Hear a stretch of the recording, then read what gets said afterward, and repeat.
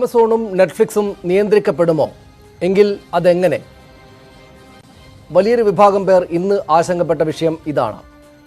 കോവിഡും തൊട്ടുപിന്നാലെ ലോക്ക്ഡൌണും വന്ന് മനുഷ്യരെ വീടുകൾക്കകത്താക്കിയ ശേഷം ഇപ്പോൾ കേരളത്തിലും പ്രധാനപ്പെട്ട വിനോദ കേന്ദ്രം ഇവയടക്കമുള്ള OTT പ്ലാറ്റ്ഫോമുകളാണ്. ഇവയെ വാർത്താ വിതരണ മന്ത്രാലയത്തിന്റെ കീഴിലാക്കി രാഷ്ട്രപതിയുടെ ഉത്തരവ് വന്നതാണ് ഇന്നത്തെ വാർത്ത. വിനോദ പ്ലാറ്റ്ഫോമുകളെ മാത്രമല്ല വാർത്താ പോർട്ടലുകളെയും മന്ത്രാലയത്തിന് കീഴിൽ ആക്കിയിട്ടുണ്ട്. എന്താണ് ഇതേ തുടർന്ന് സംഭവിക്കുക എന്നതാണ് ഇനി അറിയാനുള്ളത്. വിനോദ പ്ലാറ്റ്ഫോമുകളിലെ കണ്ടന്റ് സെൻസർ ചെയ്യപ്പെടുമോ? എങ്കിൽ എങ്ങനെയാകും അത് എന്നതിനൊപ്പം ഇവ വഴി ഉയരുന്നുണ്ടായിരുന്ന രാഷ്ട്രീയ വിമർശനങ്ങൾക്ക് തടയിടുക എന്ന കേന്ദ്ര സർക്കാർ നീക്കവും ഇതിന് പിന്നിലുണ്ടോ എന്ന് സംശയിക്കുന്നവരുമുണ്ട്. ഇക്കാര്യമാണ് നമ്മുടെ വിഷയം. എന്താണ് ഈ നീക്കത്തിലൂടെ നടക്കുക? സർക്കാർ ഉദ്ദേശിക്കുന്നത് എന്താണ്? നിയന്ത്രണം എങ്ങനെ വരും? നിയന്ത്രിക്കപ്പെടുന്നത് ഗുണമോ ദോഷമോ? സ്വാഗതം.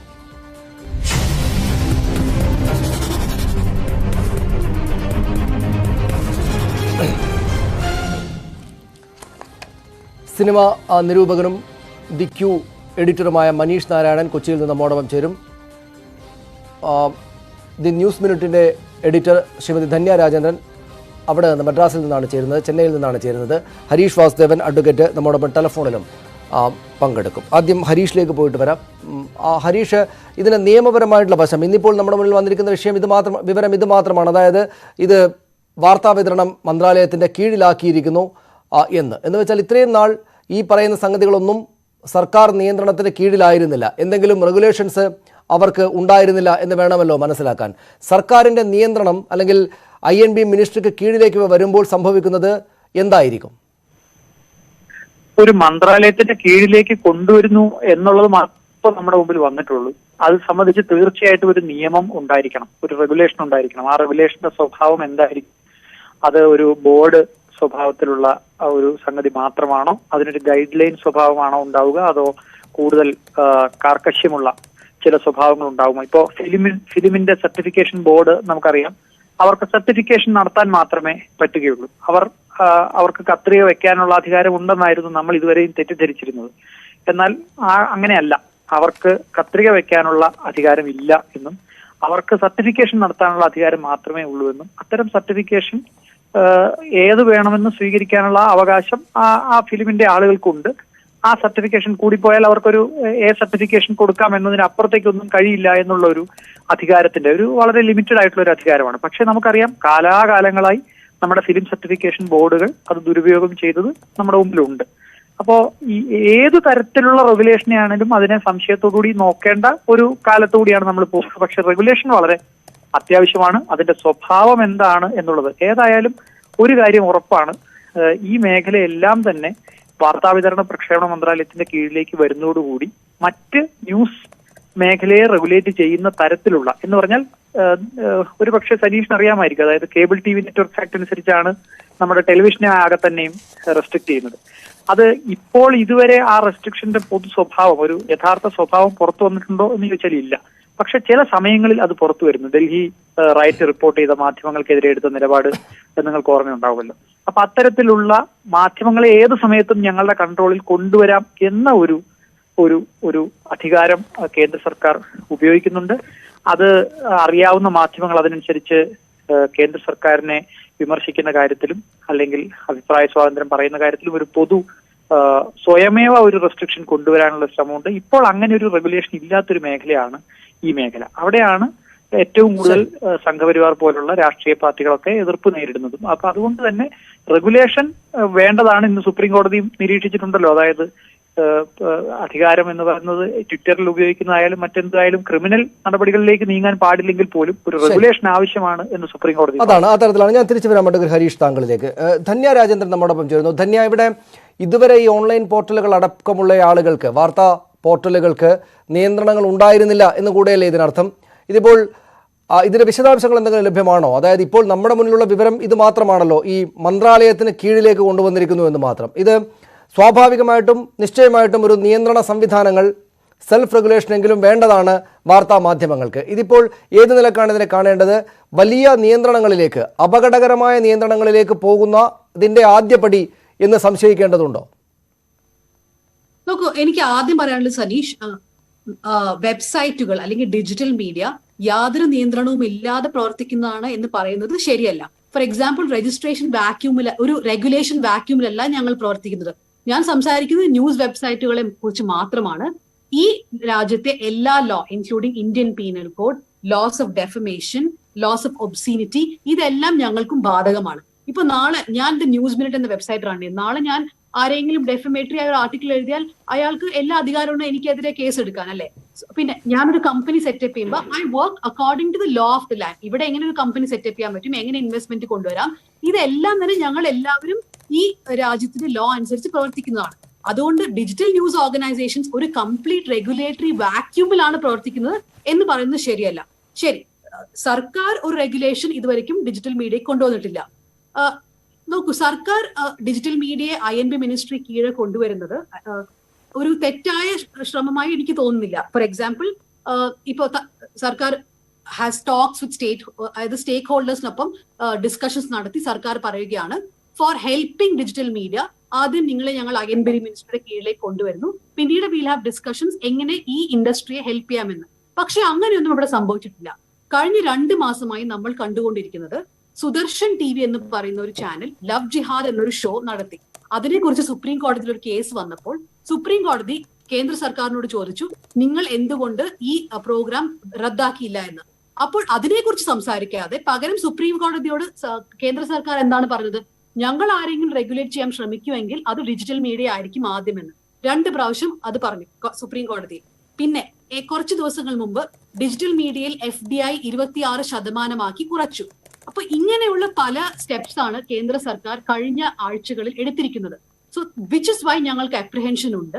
അതായത് ഇത്രയും ആഴ്ചകൾ നടന്ന ഈ സംഭവങ്ങൾ നോക്കുമ്പോൾ ഇന്ന് വന്ന ഈ ഗസറ്റ് നോട്ടിഫിക്കേഷൻ തീർച്ചയായും ഡിജിറ്റൽ മീഡിയയെ സഹായിക്കാനല്ല, പക്ഷേ ഈ ഒരു അതായത് ഈ ഡിജിറ്റൽ മീഡിയയെ സർക്കാരിന്റെ കുടക്കീഴിൽ കൊണ്ടുവന്ന് റെഗുലേറ്റ് ചെയ്യാനും സെൻസർ ചെയ്യാനും ഒരു ശ്രമമാണെന്ന് ഞങ്ങൾ ഭയക്കുന്നു. ഇവിടെ ധന്യ, ഇവിടെ ഈ ടെലിവിഷൻ ന്യൂസിനാണെങ്കിൽ അതിൻ്റെതായുള്ള സംവിധാനങ്ങളുണ്ട്. 94-ലെ കേബിൾ ടെലിവിഷൻ നെറ്റ്വർക്ക് റൂൾസ് ഉണ്ട്. അതിലേക്കൊക്കെ ആ നിയമങ്ങളിലേക്കും ചട്ടങ്ങളിലേക്കുമൊക്കെ വലിയ ആശയവിനിമയങ്ങൾക്കൊടുവിലാണ്, ചർച്ചകൾക്കൊടുവിലാണ് ഏതൊക്കെ തരത്തിലുള്ള നിയന്ത്രണ സംവിധാനങ്ങൾ വേണം, നിയന്ത്രണം വേണം. ചില നിരീക്ഷണ സംവിധാനങ്ങൾ പ്രത്യേകമായിട്ട് 2008-ൽ ടെലിവിഷന് വേണ്ടിയിട്ട് വന്നിട്ടുണ്ട്. അപ്പോൾ അത്തരത്തിലുള്ള ആലോചനകളും ചർച്ചകളും ഏത് നിലക്കുള്ള സ്വയം റെഗുലേഷൻസും സർക്കാരിൻ്റെ ഭാഗത്തു നിന്നുള്ള നിയന്ത്രണ നിർദ്ദേശങ്ങളുമാണ് വരേണ്ടത് എന്ന തരത്തിലുള്ള ചർച്ചകളൊന്നും ഇല്ലാതെയാണ് സർക്കാർ അങ്ങോട്ട് പോകുന്നത്. അത് അപകടകരമാണ് എന്നല്ലേ പറഞ്ഞതിനർത്ഥം? അതല്ലേ മനസ്സിലാക്കേണ്ടത്? തീർച്ചയായിട്ടും അത് തന്നെയാണ് ഞാൻ പറയുന്നത്. അത് മാത്രമല്ല, പ്രിന്റ്, ടെലിവിഷൻ, ഡിജിറ്റൽ, ഈ 3 മീഡിയ കമ്പയർ ചെയ്യാൻ പറ്റില്ല. ടെലിവിഷൻ നിങ്ങൾ എന്തുകൊണ്ടാണ് സർക്കാരിന് കീഴിൽ വരുന്നത്? അപ്ലിങ്കിങ് ആൻഡ് ഡൗൺ ലിങ്കിങ്, നിങ്ങൾ സർക്കാരിന്റെ സ്പെക്ട്രം ഉപയോഗിക്കുന്നു. അതുകൊണ്ട് you have to pay a barrier fee ഒരു ടെലിവിഷൻ ചാനൽ സെറ്റപ്പ് ആക്കണമെങ്കിൽ. പ്രിന്റിന്, ന്യൂസ് പേപ്പർ റീൽസിന് അവർക്ക് സബ്സിഡി കിട്ടുന്നുണ്ട്. അങ്ങനെ പല തരത്തിലും സർക്കാർ സഹായിക്കുന്നുണ്ട്. ഒരു ഡിജിറ്റൽ മീഡിയ വെബ്സൈറ്റ് സെറ്റപ്പ് ചെയ്യാനോ അല്ലെങ്കിൽ യൂട്യൂബിൽ ഒരു ചാനൽ സെറ്റപ്പ് ചെയ്യാനോ സർക്കാരിന്റെ ഒരു ആവശ്യവുമില്ല. സർക്കാരിന്റെ ഒരു സഹായവും ഇവിടെ ആവശ്യമില്ല. പിന്നെ നമ്മളീ സംസാരിക്കുന്നത് ഇന്നത്തെ INB ministry gazette notification digital news വെബ്സൈറ്റ്സിനെ കുറിച്ച് മാത്രമല്ല, ഡിജിറ്റൽ വേൾഡിലെ ആരെയും കുറിച്ചാണ്. അതായത് OTT platform, Netflix, Hotstar, Amazon Prime പോലുള്ള OTT പ്ലാറ്റ്ഫോംസ്, അവരുടെ കണ്ടന്റ് ഇനി സെൻസർ ചെയ്യാൻ ഇത് സർക്കാർ ഉപയോഗിക്കുമോ? ഒന്നാമത്തെ ചോദ്യം. 2, യൂട്യൂബ് അല്ലെങ്കിൽ ഇൻസ്റ്റഗ്രാം പോലുള്ള പ്ലാറ്റ്ഫോമുകൾ, അതിൽ എത്രയോ പേർ ഇന്ത്യയിൽ ന്യൂസ് ഡിസ്കസ് ചെയ്യുന്നുണ്ട്, അവരുടേതായ ന്യൂസ് ഷോസ് നടത്തുന്നുണ്ട്.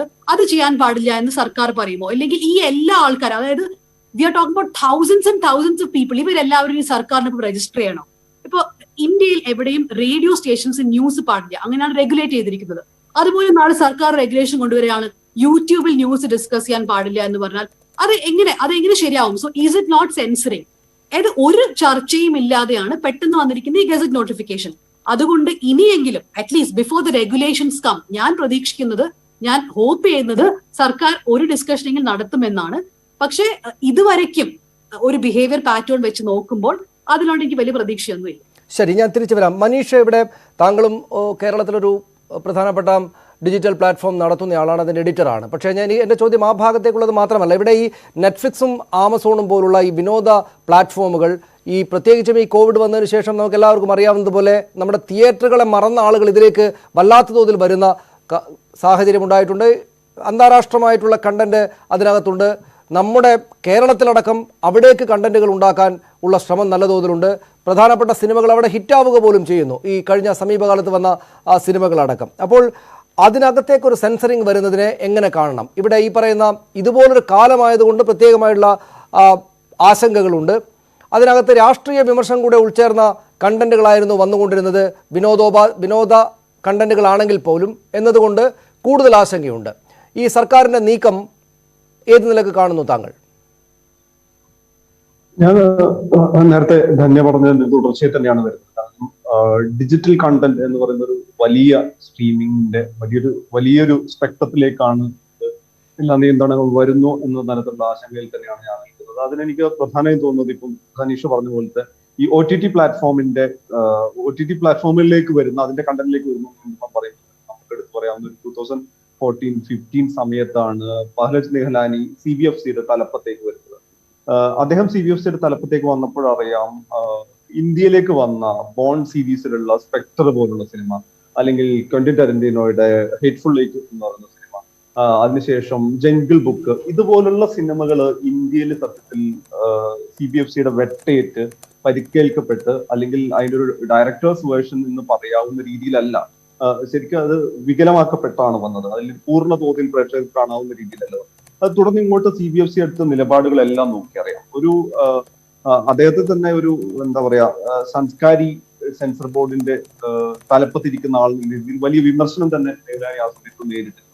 കൃത്യമായി പിന്നെ ഓരോ സിനിമകളും അതിന്റെ ഒരു രാഷ്ട്രീയ ഉള്ളടക്കം ഏത് തരത്തിലാണ്, അത് ഏതെങ്കിലും തരത്തിൽ ഭരിക്കുന്ന രാഷ്ട്രീയ കക്ഷിക്ക് വിമർശനം ഏൽക്കുന്നതാണ്, അല്ലെങ്കിൽ ഭരിക്കുന്ന രാഷ്ട്രീയ കക്ഷിയുടെ അതിനെ പിന്തുണയ്ക്കുന്ന സംഘപരിവാർ അടക്കമുള്ള ഹിന്ദുത്വ ശക്തികൾക്ക് ഏതെങ്കിലും തരത്തില് വിമർശനം ഉന്നയിക്കുന്നതാണോ എന്ന് നോക്കി കൃത്യമായി അത്തരം ഇടപെടലുകളാണ് നമ്മൾ നടത്തിയത്. അതിന് സമാന്തരമായി സംഭവിച്ചത് എന്താണെന്ന് വെച്ചാൽ ബോളിവുഡ് എന്ന് പറയുന്ന ഇന്ത്യയിലെ ഏറ്റവും വലിയ ഷോ ബിസിനസ് നടത്തുന്ന ഇൻഡസ്ട്രി, തുടർന്നുണ്ടാക്കുന്ന കണ്ടന്റുകൾ, അവിടുത്തെ പ്രൊഡക്ഷൻ ഹൗസുകൾ തീർത്തും ഈ സെൻസർ ബോർഡിന്റെ കുരുക്കിൽ അകപ്പെടാത്ത വിധം, ഒരു തരത്തിലും പരിക്കേൽക്കാത്ത വിധം പുറത്തിറക്കേണ്ട കണ്ടന്റുകൾ മാത്രം ഉണ്ടാക്കുന്നത്. ഇന്ന് ഈ റെഗുലേഷൻ സംബന്ധിച്ചിട്ടുള്ള ഗസറ്റിലേക്കാണ് കാര്യങ്ങൾ പോകുന്നതെങ്കിൽ നെറ്റ്ഫ്ലിക്സും ആമസോണും ഹോട്ട്സ്റ്റാറും അടക്കമുള്ള OTT പ്ലാറ്റ്ഫോമുകളൊക്കെ അവരുടേതായ നിയന്ത്രണങ്ങളിൽ പോകുമെന്ന് തന്നെയാണ് പറയുന്നത്. അത്തരം നിയന്ത്രണങ്ങൾ വരുന്നതിന് മുമ്പ് തന്നെ അവരുടെ തന്നെ ഒരു റെഗുലേറ്ററി സംവിധാനത്തിലേക്കായിരിക്കും ഇനി പോകാൻ പോകുന്നത്. അതായത് ഇന്ത്യയിൽ ഇത്തരം നിയമപരമായ റെസ്ട്രിക്ഷൻസ് ഉണ്ട്. അതുകൊണ്ട് നമ്മൾ ഇനി ഒരു കണ്ടന്റ് ഉണ്ടാക്കുമ്പോൾ അതിന്റെ രാഷ്ട്രീയ ഉള്ളടക്കത്തിൽ വളരെയേറെ ശ്രദ്ധ പുലർത്തണമെന്ന് വലിയ തോതിൽ അവർ ചിന്തിക്കുന്ന രീതിയിലേക്കായിരിക്കും കാര്യങ്ങൾ പോകുന്നത്. അത് CBFCയിലൂടെ കൃത്യമായി മനസ്സിലാക്കിയാണ്. അന്ന് ഉത്ത പഞ്ചാബ് അടക്കമുള്ള സിനിമകളുടെ നിരവധി സിനിമകൾ അങ്ങനെ വലിയ തോതിൽ പരിക്കേൽക്കപ്പെട്ടാവുന്നത്. അപ്പം സ്വാഭാവികമായിട്ടും വലിയ സ്വദേശപരമായിട്ടുള്ള അല്ലെങ്കിൽ ഏതെങ്കിലും തരത്തിലുള്ള നിയന്ത്രണങ്ങൾ ഇല്ലാത്തത് കൊണ്ട്, അല്ലെങ്കിൽ സെൻസർ ബോർഡിന്റെ പോലുള്ള ഈ പറഞ്ഞ സ്ത്രീ വിരുദ്ധമോ അല്ലെങ്കിൽ ബോഡി ഷെയ്മിങ്ങോ അല്ലെങ്കിൽ അശ്ലീലമോ ആയിട്ടുള്ള ഉള്ളടക്കം, അത്തരം കണ്ടന്റുകൾ അല്ലെങ്കിൽ വേറെ ഏതെങ്കിലും തരത്തിൽ രാജ്യവിരുദ്ധമായിട്ടുള്ള കണ്ടന്റുകൾ ആണെങ്കിൽ അതിന് ഒരു നിരീക്ഷണമോ വിലയിരുത്തലോ വേണമെന്നുള്ളതാണെങ്കിൽ നേരത്തെ ഉയർന്ന ഏറ്റവും പ്രധാനപ്പെട്ട നിർദ്ദേശം 2019 സെപ്റ്റംബറിൽ തന്നെ ഉയർന്ന നിർദ്ദേശമാണ് സെൽഫ് റെഗുലേറ്ററി സാധ്യമാണ് എന്നുള്ള രീതിയിലാണ് ഈ പറയുന്ന OTT പ്ലാറ്റ്ഫോമുകൾ പറഞ്ഞത്. അത് വേണ്ടെന്ന് തീരുമാനിച്ച് ഇതൊരു സ്റ്റാറ്റ്യൂട്ടറി അവിടെ മനീഷ് ഒരു ചോദ്യം എനിക്കുള്ളത്, ഈ സെൽഫ് റെഗുലേഷൻ യഥാർത്ഥത്തിൽ ഇപ്പോൾ ഈ അന്താരാഷ്ട്ര പ്ലാറ്റ്ഫോമുകൾ അടക്കമുള്ളവ പാലിക്കുന്നില്ലേ എന്നൊരു ചോദ്യം വരാം. അതായത് ഇപ്പോൾ നെറ്റ്ഫ്ലിക്സിലാണെങ്കിലും ആമസോൺ പ്രൈമിലാണെങ്കിലും ഒക്കെ ഈ പറയുന്ന സീരീസുകൾക്ക് മുകളിൽ തന്നെ ഓരോ എപ്പിസോഡ് വരുമ്പോഴും അതിന് മുകളിൽ സെക്സ് ആണെങ്കിൽ സെക്സ്, വയലൻസ്, ബാഡ് ലാംഗ്വേജ് എന്ന് പോലും എഴുതി കാണിച്ചു. അതായത് ഇത് നമ്മുടെ നാട്ടിൽ സിനിമ സെൻസറിങ് ഈ പറയുന്ന AU എന്നൊക്കെ സെൻസർ സർട്ടിഫിക്കറ്റുകൾ കൊടുക്കുന്നത് പോലെ നേരത്തെ തന്നെ പ്രേക്ഷകരെ ഇതിനകത്ത് ഇന്ന കണ്ടന്റുകൾ ഉണ്ട് എന്ന ഒരു മുന്നറിയിപ്പ് നൽകിയ ശേഷം അതിലേക്ക് ക്ഷണിക്കുന്ന സംവിധാനമല്ലേ യഥാർത്ഥത്തിൽ ഇപ്പോൾ ഉള്ളത്? അപ്പോൾ സ്വാഭാവികമായിട്ട് ഈ പറയുന്ന ആളുകളെ സ്വാധീനിക്കുക, ബാധിക്കുക പോലുള്ള ശരിയല്ലാത്ത കണ്ടന്റ് നിയന്ത്രിക്കാനല്ല ഈ വരുന്ന സർക്കാർ നടപടികൾ കൊണ്ട് വരിക. അതിൽ കൂടുതൽ ഈ പറയുന്ന പോലെ രാഷ്ട്രീയമായിട്ട് ഉള്ള ഇടപെടലുകളായിരിക്കും എന്നതിന് സംശയിക്കാനുള്ള കാരണങ്ങളുണ്ടോ നമുക്ക്? തീർച്ചയായും ഉണ്ട്. കാരണം വെച്ച് കഴിഞ്ഞാൽ ഇതുമായി ബന്ധപ്പെട്ട് വളരെ പെട്ടെന്ന് വന്ന പ്രതികരണം, OTT റിലേറ്റഡ് ആയിട്ട് വളരെ പെട്ടെന്ന് വന്ന പ്രതികരണം കരൺ അൻഷുമാന്റെയും ഹൻസാൽ മേത്തയുടെയാണ്. നമുക്കറിയാം ഹൻസാൽ മേത്ത എന്ന് പറഞ്ഞ ഈ നിഹ്ലാനിയുടെ കാലത്തിൽ സെൻസർ ബോർഡിന്റെ വെട്ടേൽക്കപ്പെട്ട അലീഗറിന്റെ സംവിധായകൻ കൂടിയാണ്. അദ്ദേഹത്തിന്റെ സ്കാം എന്ന് പറയുന്ന അദ്ദേഹത്തിന്റെ പുതിയ പടത്തിന് ശേഷമുള്ള ചർച്ചകൾ, ഇന്റർവ്യൂ ഒക്കെ നടക്കുന്ന സമയത്ത് ഏറ്റവും ഒടുവിൽ അദ്ദേഹം പറഞ്ഞത് ഇത് അക്സെപ്റ്റബിൾ അല്ലാത്ത രീതിയിലാണ്, അല്ലെങ്കിൽ ഇത് എല്ലാ തരത്തിലുള്ള ആവിഷ്കാര സ്വാതന്ത്ര്യം നിയന്ത്രിക്കുന്നതാണ്. ഞാൻ 4 ദിവസം മുമ്പ് അദ്ദേഹത്തിന്റെ ഒരു ഇന്റർവ്യൂ വായിച്ചപ്പോൾ അദ്ദേഹം അലിഗഡ് പോലുള്ള സിനിമകൾ, അദ്ദേഹത്തിന്റെ മുൻപ് ചെയ്ത തിയേറ്റർ റിലീസ് ആയിരുന്ന സിനിമകൾ OTT പ്ലാറ്റ്ഫോമിലേക്കാണ് വരുന്നതെങ്കിൽ അതിന് കുറച്ചുകൂടി സ്വാതന്ത്ര്യം അതിന്റെ കണ്ടന്റിന്റെ കാര്യത്തിൽ അല്ലെങ്കിൽ സെൻസർ ബോർഡിലേക്ക് എത്തേണ്ടതാണ് എന്ന മുൻവിധിയോടെ തന്നെ കുറെ കട്ടുകളെങ്കിലും ഒഴിവാക്കാവുന്നതിനെ കുറിച്ചുള്ള അദ്ദേഹത്തിന്റെ തുറന്നു പറച്ചിലുണ്ടായിരുന്നു. അപ്പൊ അത്തരം സാധ്യതകൾ, കാരണം രാജ്യത്തിന്റെ 10-15 വർഷമുള്ള രാഷ്ട്രീയ ചരിത്രമോ അല്ലെങ്കിൽ സമകാലിക രാഷ്ട്രീയ പരാമർശിക്കുന്ന ഒരു ഡോക്യുമെന്ററി അല്ലെങ്കിൽ ഒരു പൊളിറ്റിക്കൽ ഡ്രാമ അത് കൺസീവ് ചെയ്യുമ്പോൾ അത് ഏതെങ്കിലും ഒരു OTT പ്ലാറ്റ്ഫോമിലേക്ക് എത്തുമ്പോൾ അത് ഈ പറയുന്ന നിയന്ത്രണത്തിലേക്ക് ആവും. അല്ലെങ്കിൽ അത്തരം പ്ലാറ്റ്ഫോമുകൾ ഇനി അത്തരത്തിൽ ചെയ്ത ഇപ്പൊ പാതാൾ ലോക് എന്ന് പറയുന്ന സീരീസ് നമുക്കറിയാം, അതിന്റെ രാഷ്ട്രീയ ഉള്ളടക്കത്തിന്റെ പേരിലാണ് ചർച്ച ചെയ്തത്. ഇപ്പൊ 2019 തന്നെ ഹിന്ദു ഫോബിക് എന്ന് പറഞ്ഞിട്ട് റൈറ്റ് വിങ് ആക്ടിവിസ്റ്റുകളും ആളുകളൊക്കെ വലിയ വൃക്ഷമുയർത്തിയ സിനിമയാണ് ദീപാ മേത്തയുടെ ലൈല എന്ന് പറയുന്ന സീരീസ്. അപ്പൊ ഇതൊക്കെ ഈ പറഞ്ഞ നിയന്ത്രണങ്ങൾ വരുന്ന കാലത്ത് അല്ലെങ്കിൽ കൃത്യമായി ഈ പറയുന്ന റൈറ്റ് വിങ് പൊളിറ്റിക്സുമായി ബന്ധപ്പെട്ട ആളുകൾ ഇതിനെതിരെ ശബ്ദം ഉയർത്തിയിരിക്കുന്ന കാലത്ത് ഇത്തരം സീരീസുകൾ അതേ ഉൾക്കാമ്പോടെ അതേ രാഷ്ട്രീയ ഉള്ളടക്കത്തോടെ തുടർന്ന് അങ്ങോട്ട് ഉണ്ടാകുമോ എന്നുള്ള ആശങ്ക തന്നെയാണ് വരുന്നത്. ഇപ്പൊ മിർസാപൂറിന്റെ ഫിലിം മേക്കറും കൂടിയാണ് ഇന്ന് ഇതിനെ കുറിച്ചുള്ള പ്രധാനപ്പെട്ട വിമർശനം പറയുന്നത്. അൺആക്സെപ്റ്റബിൾ ആണ്, ഇത് ഒരു തലത്തിലും സ്വീകാര്യമല്ല എന്നുള്ളത്. കാരണം വെച്ചാൽ ഇത് സെൻസർഷിപ്പ് എന്നുള്ള തലത്തിലാണോ അല്ലെങ്കിൽ ഏതെങ്കിലും തരത്തിലുള്ള ഒരു ഭരണകൂട ഇടപെടലാണോ എന്നുള്ള ആശങ്ക തന്നെയാണ് നിലനിൽക്കുന്നത്. കാരണം അത്തരം ഒരു ഭരണകൂട ഇടപെടലായിട്ട് സെൻസർ ബോർഡിനെ നേരത്തെ ഉപയോഗിച്ചിട്ടുണ്ട്, അത്തരം സിനിമകൾ മാത്രം നിയന്ത്രിച്ച് കൊണ്ടുവന്നിട്ടുമുണ്ട്. അതാണ് ഇതിന് ഈ പ്രത്യേകമായിട്ടുള്ള ശ്രദ്ധ നൽകേണ്ടുന്ന ഒരു കാര്യമായിട്ട് മാറ്റുന്നത്. ഞാൻ തിരിച്ചു വരാം, ധന്യ, ഞാൻ താങ്കളിലേക്ക് വരാം. അതിനു മുമ്പ് അഡ്വക്കേറ്റ് ഹരീഷ്, ഇവിടെ എൻ്റെ കൈവശമുണ്ട് താങ്കൾ നേരത്തെ പറഞ്ഞ 94 കേബിൾ ടെലിവിഷൻ നെറ്റ്വർക്ക് റൂൾസ്, ഒപ്പം ഈ പരസ്യങ്ങൾ സംബന്ധിച്ച് അഡ്വർടൈസിംഗ് കോഡ്.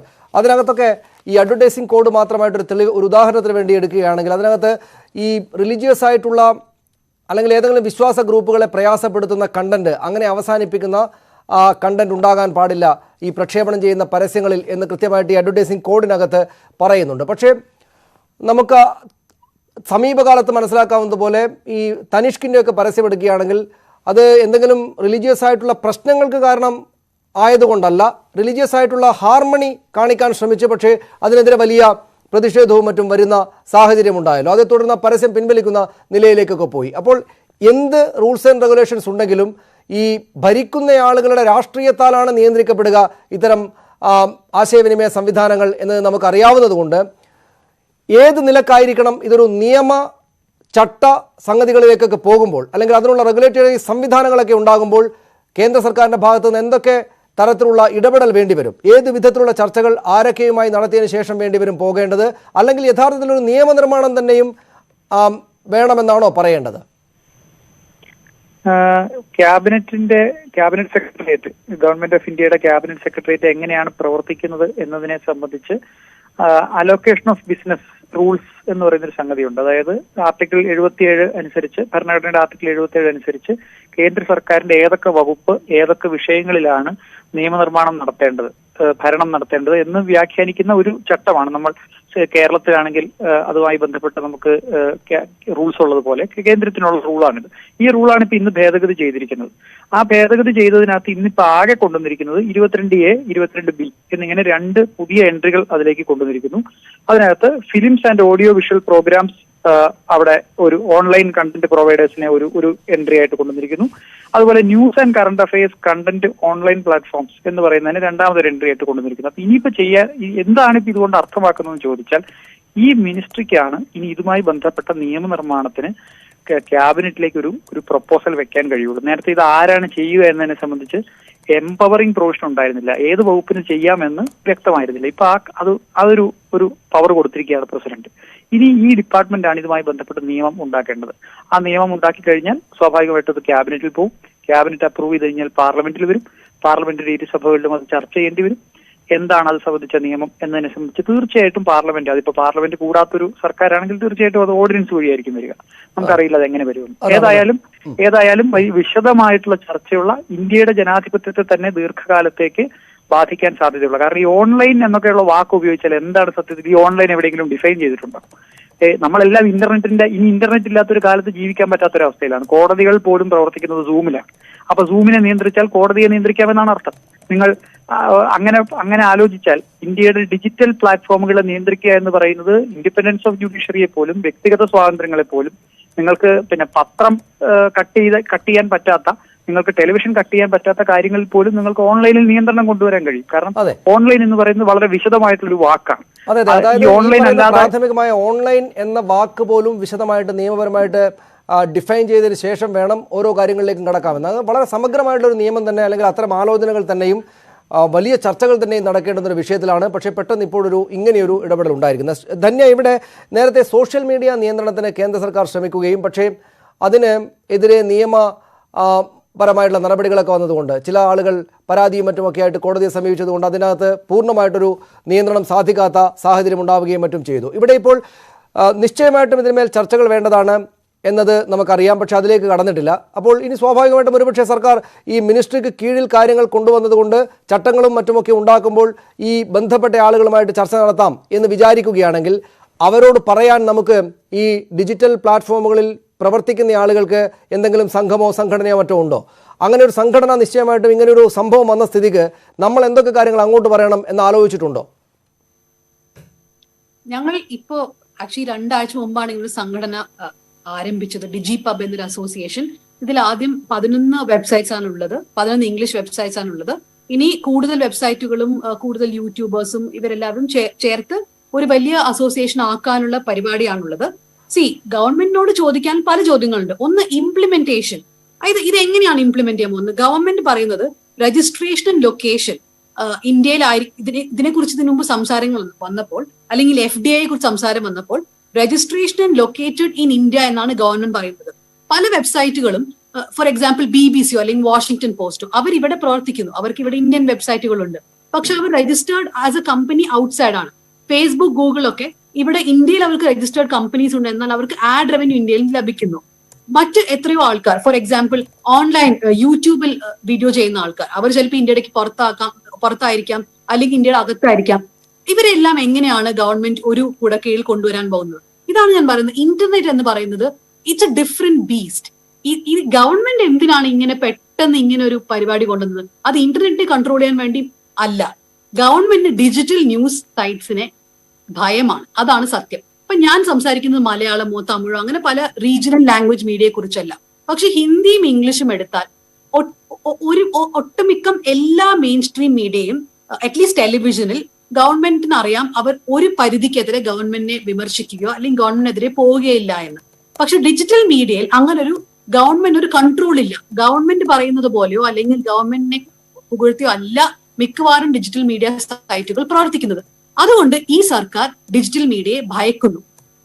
ഈ ഒരു ഏതാനും ഡിജിറ്റൽ മീഡിയ സൈറ്റുകളെ കൺട്രോൾ ചെയ്യാൻ വേണ്ടി മാത്രമാണ്, അല്ലെങ്കിൽ ഏതാനും യൂട്യൂബിൽ വളരെ പോപ്പുലർ ആയിട്ടുള്ള ചാനൽസ് കൺട്രോൾ ചെയ്യാൻ മാത്രമാണ് ഈ ഒരു വലിയ ലോ തന്നെ കൊണ്ടുവരുന്നത്.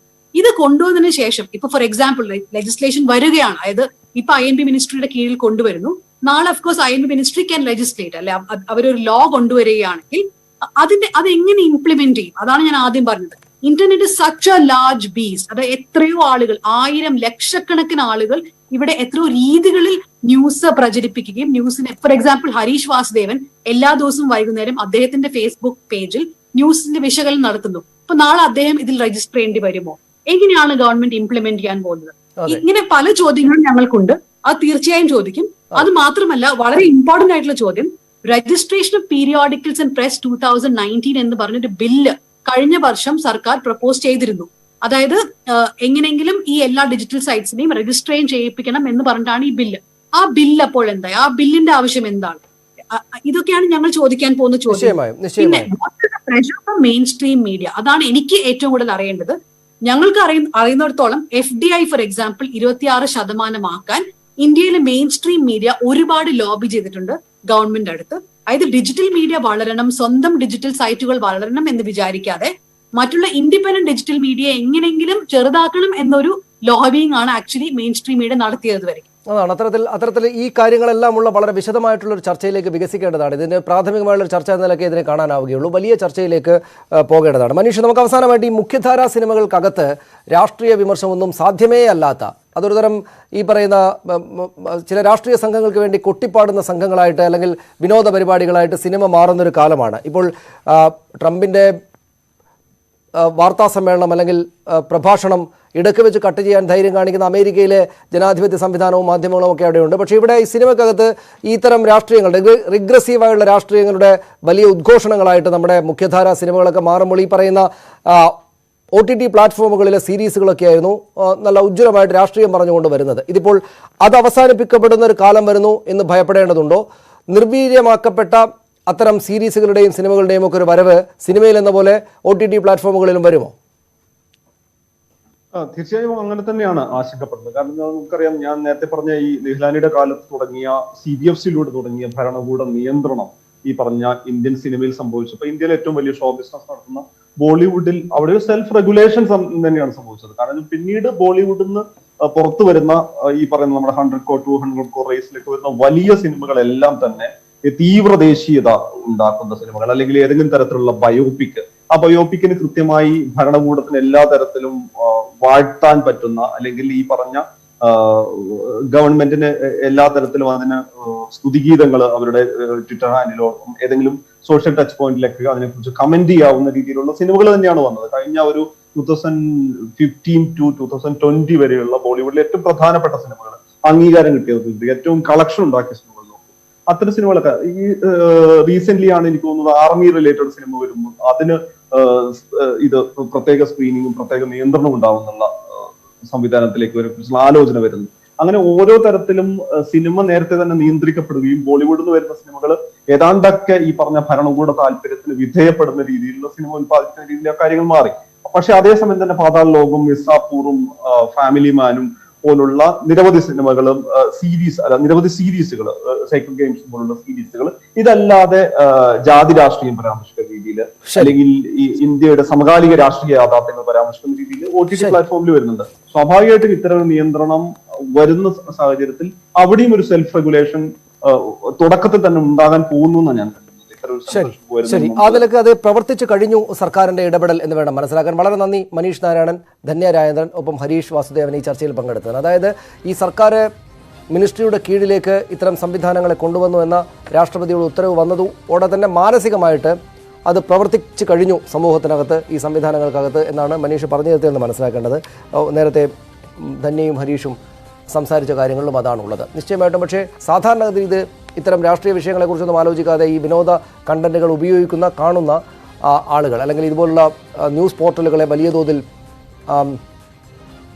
ഉപയോഗിക്കുന്ന ആളുകൾ, അതായത് പലതരത്തിലുള്ള ആയിരക്കണക്കിന് വെബ്സൈറ്റുകളാണല്ലോ ഉള്ളത്, അതിനെയൊക്കെ കാണുന്ന ആളുകൾക്ക് ആദ്യഘട്ടത്തിൽ ഇതിനെ ഏത് വിധത്തിലായിരിക്കും ഇതിനകത്തുകൂടെ വരുന്ന കണ്ടന്റ് നിയന്ത്രിക്കപ്പെടുക എന്ന ആശങ്ക മാത്രമേ ഉണ്ടാവുകയുള്ളൂ. അത് രാഷ്ട്രീയമായിട്ടുള്ള ഇടപെടൽ കൂടെയാണ് എന്ന തരത്തിലുള്ള ചർച്ചകളിലേക്ക് വരും ദിവസങ്ങൾ നിശ്ചയമായിട്ടും പോകുമെന്ന് വേണം മനസ്സിലാക്കാൻ. വളരെ നന്ദി അതിഥികൾക്ക് ഒരിക്കൽ കൂടെ. പ്രൈം ഡിബേറ്റ് പൂർണ്ണമാവുകയാണ്. നമസ്കാരം.